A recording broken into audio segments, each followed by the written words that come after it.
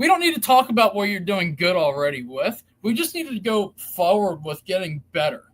We're at A, we need to get the Z, and I don't care how many letters are in the alphabet. We just got to go. Right. I don't care how hard they're going to be, but we're just going. Tell me where I suck at, so I know need to, so I understand where I can improve at, and we have that back and forth.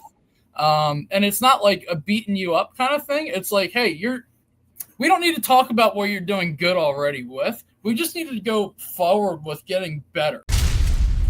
Alrighty, folks, if you've heard me talk about real estate investing, you know a couple of things are true. You've heard me talk about it takes a decade. You've also heard me say ad nauseum that the first 5 years suck. Undoubtedly, that is true for lots and lots of people. And sometimes you get into this muck and mire and you are ready to quit. We're going to talk with Kyle and Taylor about that moment in their career where they were ready to quit, but they actually came down to the original Vegas event, and that was a pivot in their story. So we're going to unpack where they were, where they got to, what are they doing now. Kyle, how you doing, buddy? Good, man. Thanks for having us. Yeah, and Taylor, how are you? Good. How are you? I'm doing very well. So Kyle, you've been on the show before. I think both of you have been on the show before. Why don't we remind folks what was going on in your business pre-Vegas event, right? Because I remember the stories, but let's bring the audience. What was going on? Why were you ready to quit? Yeah, let's see. We had a bunch of stuff that happened in a very short amount of time. It seems like we got 5 years of suck in a few months. Murphy's Law, where anything that could go wrong, it absolutely did. We had just gone through a first eviction. I found out that my hired property manager that I was kind of training at the time placed somebody without doing the proper screening, and I definitely made a mistake by not verifying and checking her work. I just said, you know what, if you checked all that, we're good. I trust you. Yep, she didn't collect the security deposit. They paid for a few months. They were out. We did have another property that we were rehabbing, and that same property manager was also doing the rehab work. Her and her husband were doing it too. And when I went out there, I found out some things that I paid her for weren't done. I trusted too much. I'm like, nah, you don't need to send me pictures. How stupid that was. There was another property we were trying to get rented out in the same area. All these properties are in Davenport, Iowa, just to set the scene there. And just had a brand new roof put on it, shortly after closing, and there was a bunch of snow, and there was some dips in the roof. Well, the brand new roof started leaking, and the ceiling was falling down on the one property. So we got one vacant, one's got an eviction. The other one, brand new roof is leaking as we're, flying out because we were out there at that time. A new property manager I hired, she quit on me. And what do you remember what else? I mean, that was a year ago. It feels like a lifetime ago, but yeah. Yeah. There's, this is not uncommon. I mean, you guys know my story, but for the audience, I actually fired the first 5 property managers. I had property manager interviews are tough. Definitely trust but verify. Lots of lessons, lots of ownership, which I'm happy to hear you taking. Right, you're not blaming others. You're taking ownership, which is awesome, very healthy. That's how you learn and grow. So again, you have this seemingly tsunami of badness going on in real estate. You're likely losing money, I'm guessing, given all that stuff. You're feeding the beast, and you're frankly thinking about quitting. But then you went to the original ORaaT event, which would have been in 2024, right? February of 2024. Mm-hmm. Why'd you go? Right? Because again, that was a couple $100 you guys drove down, right? You drove? We flew. We flew. The first year we flew. Oh, you flew. Oh, drove the second time. Okay, Last time we drove. Yeah. Yeah. So you flew. So that, you're talking a couple of grand, I'm guessing, right? Hotels, food, flights. I'd love to hear why you decided to come, because it would have been easy just to quit and not do it. So let's talk about why you guys said yes to coming down. Her. I didn't want to at all. And she said, we have to. She literally kept me in this. And it's funny, I remember you telling you and Olivia's story about, when you were ready to quit, right? I was there. I felt that. I still feel it in my bones today when I just go back and think about it. Like all those emotions in one shot, I remember. Yeah. Yep. But she said, we have to go, like at this point, it doesn't matter. Right. So what's the worst that's going to happen? So yeah, we decided to go, and, great choice of speakers, by the way. Yeah. I mean, Jason and Jen kicking it off. Yeah, that was good. I was sitting in the front row, and I was tearing up. No lie. Like have you ever seen me cry? Yeah. So I was tearing up because just hearing his story really just hit me hard. I'm like, man, I'm living that right now. And then I see how they got past everything, and that was just. And I definitely made some mistakes. For one, we were living the same life, but two different careers, more or less. I have a small trucking company. I was working, I'm been partially retired ever since I, got everything in order shortly after that event. She's been working full time. So, I handle a lot of the real estate on my own. And when Jason said, it was easier and faster for me to take care of it myself than to teach her how to do it. That's exactly the same mistake that I was making at the time. And that was the minute that I started complete 180. And I'm like, you're going to hear about all the bad and all the good at the same time. So there's no more like, I got this. So we're on one team now. Yeah, that is. I mean, Jason and Jen are amazing. I'm lucky to call them friends, and yeah, they're wonderful. But yeah, you got to be on the same page. Sometimes guys. Again, I only can speak for guys. We try to take on a lot, and I don't know if it's protect or, what our significant other from the nonsense and craziness. But dude, you got to get it off your chest. I'm glad that conversation was that pivot. And I'm glad you guys came back for year 2. So that was really fun to see you. So let's talk about what's transpired, because again, not only did that event keep you in, but you guys have gone on an interesting journey since then. So I got a whole email with like 17 steps of things that's gone on. Why don't we keep the audience on some of the big moves you guys have made? Yeah. So we just ended up buying 2 last year. When was it? July, right? Yeah. So we got things in order because, well, we didn't have a choice. So had to get stuff straightened out very quick. We did. And it's just been like a rocket ship since. I guess I can fast forward a little bit, got that straightened out, closed on a property in, when was that? June, I think it was. Yeah.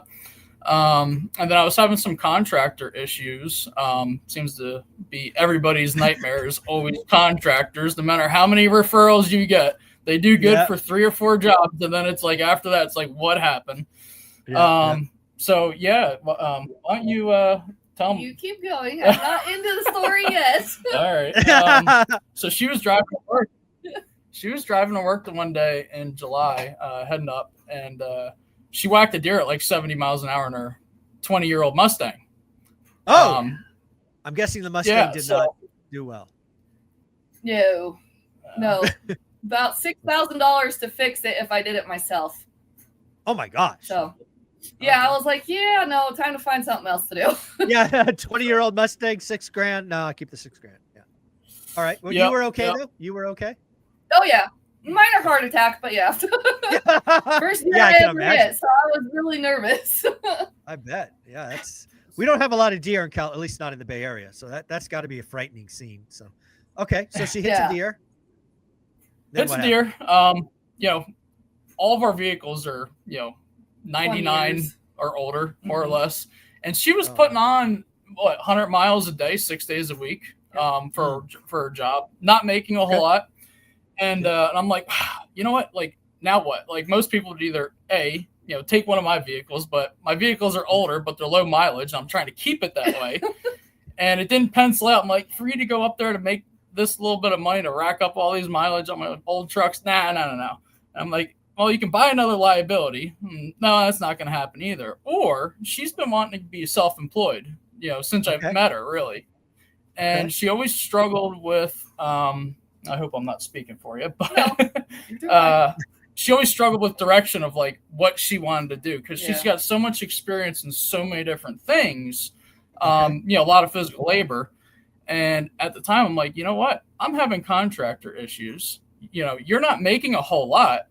What if we solve both of their problems at the same time?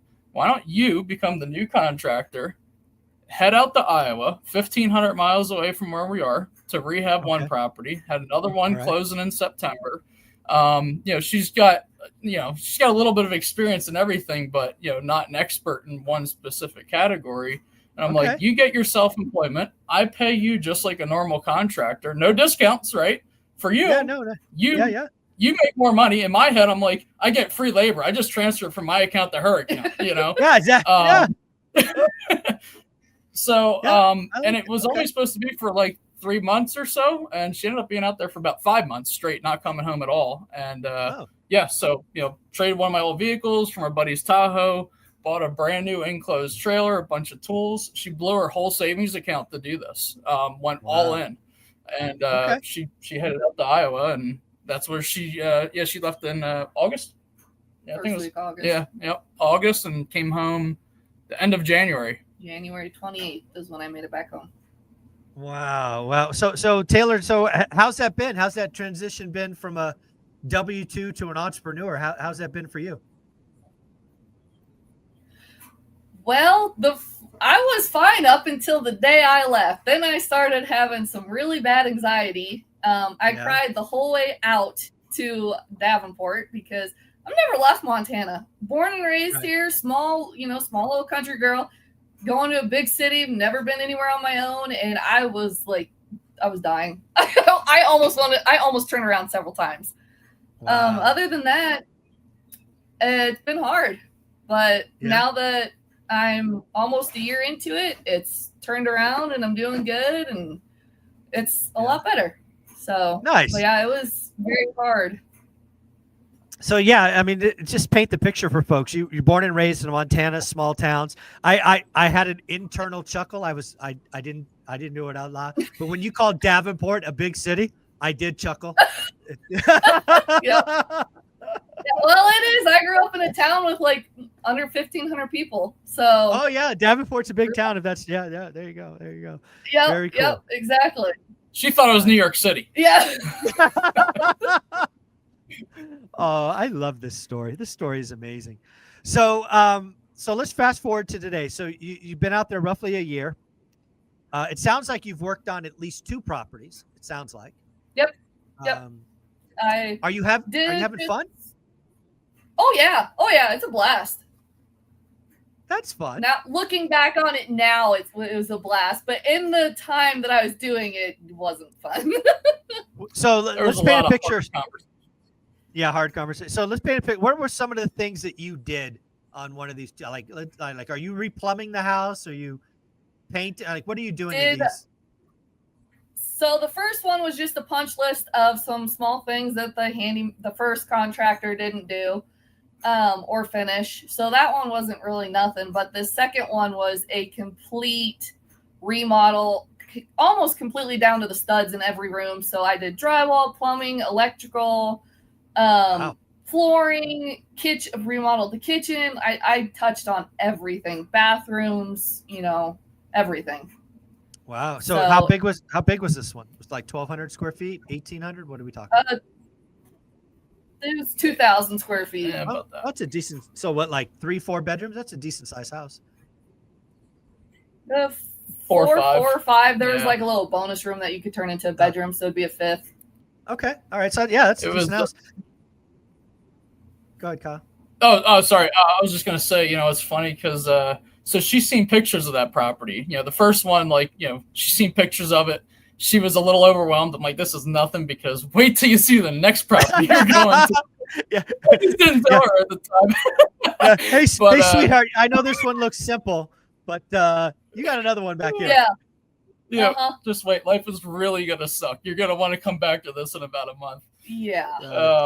So it was funny because, my buddy, walked the property and, all that stuff. And I knew what I was getting myself into. And, she's seen pictures, but she wasn't ever there to see before she got started. And when he took her over there, she was just overwhelmed. It was, kind of a hoarder house as well, overgrowth, just so much, like several drop ceilings with several drop ceilings behind those drop ceilings. And layers upon layers of drop ceilings. Wow. Plus it was all lath and plaster. Yeah. Oh, so that was fun. That's all the houses over there. Yep. So she had to do a lot of drywall work. Literally everything from top to bottom, inside and out, she just about touched. Yeah. So where does this, sounds like a great working relationship. Sounds like you guys are having more fun. Where do you go? Like Taylor, you guys going to be buying some, or Tara and Kyle, you're going to be buying some more properties, or what's next? Yeah, we're looking at buying a few more, but until then, I just kind of keeping busy out here in Montana, door knocking and getting some jobs going. So nice, getting my name out there. So you're so you have a business. You're getting you're just doing handyman jobs and things of that nature out in Montana now. Yep. Very cool. And then if Kyle locks up another deal, then you go back, you do that, and you come back. That's kind of the working order. Yeah. Yep. Okay. Yeah. How is it? How is it? How am I going to ask this question? How is it being in a romantic relationship? You guys are together, and also kind of in, how do I say this? He's paying you for your time. Business partners. Yeah, business partners. There we go. How is that? How do you balance? Like, how do you stay? Like, how do you have those conversations? Like, money. At first, at first it was hard for me to kind of find that line with him. I thought it was like all business because we'd talk and he'd yell at me for, not doing stuff that should have been done or taking too long for something. And I just thought that was, him being just rude, I guess is what you'd call it. But it was the business relationship that he was trying to get me, to do. And at first it was hard. Like the first 2 months, I couldn't find that line. And then finally we would just, talk business. And then at like 10 o'clock at night, he'd call me back. And that would be like our relationship time, and it was easier for me to have that line at, 10 o'clock at night, he'd call and just that we'd tell each other about our day and what was going on. And other than that, it was during the day, it was business partner. Work. That's an important. Yeah, go ahead. Oh, sorry. There's a little delay. The relationship we probably put a little bit of a pause on, like not so much talking on relationship wise every day. And we talk 80% business most of the time when we talked. But it's funny because like there's a couple times where I was yelling at her because she was unfocused or whatever. Because I'm doing nothing over here and I want to be out there. Yeah. It's driving me nuts. And I'll be yelling at her about something, and then a couple minutes later, the conversation completely flips to just talking about relationship. Just normal life, right? Yeah. Like, and it's just like almost like you talk to two different people and you're bipolar or something like that. And as far as like the money side goes, she didn't really know like what to quote jobs, but because I'm used to paying contractors for a lot of things, I know what things should cost. So a lot of times one thing she struggled with was coming in way too low on the estimates. And I'm like, pricing. No. Like you should be charging me at least $1,200 for this because that's what I would expect to pay. And then she typed up the email, of an invoice, sent it to me. So it was pretty cut and dry. Nice. Yeah. And one of the things that, again, I see a lot of couples, over the decades of doing this is guys, at least most of the, again, I only have experience being a guy, right? But guys are very comfortable sometimes in the business conversations. We don't do a great job of maintaining the relationship, the romantic relationship. So I'm glad you guys found the line. And I like that cutoff, 10 o'clock. I think that's very helpful, right? We don't talk business past 10. Mm-hmm. It's just us. I think that's very wise. It's healthy. I think it's very healthy, right? We can always pick that up tomorrow. There's nothing that's going to happen at 10 o'clock at night that's going to change the business. We'll talk about that tomorrow at 9. I think that's really wise and healthy advice. One of the things that Olivia and I did is I think I've told the story before, but we ended up having what we called Friday night family sushi for the better part of a decade. Probably 40 Fridays out of the year, we would have sushi with our daughter. And because that was like our time, and we would talk about the business and whatnot. And then outside of that, it was, family. So I think everybody's got to find that line. So I'm glad you guys did. Appreciate that. Yeah. What, where you guys going? So again, Taylor's out there drumming up, door knocking, getting some jobs in Montana. Kyle, you're out there. You're still shopping in Davenport. Is that like your buy box? Yep. Okay. She's been doing great with the handyman service. I've been terrible trying to find the next deal. So I'm sucking in that department. The one thing we talk about isn't so much complimenting each other, which is kind of weird for a lot of people to understand that, on saying like, oh, good job, you did a good job on this, keep it up. For me and her, like, we kind of push each other where, like, hey, tell me where I suck at, so I so I understand where I can improve at. And we have that back and forth.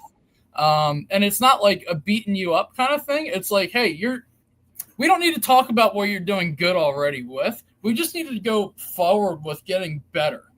We're at A, we need to get the Z, and I don't care how many letters are in the alphabet. We just got to go. Right. I don't care how hard they're going to be, but we're just going. So, yeah, I'm sorry. What was your original question? I got off on a complete.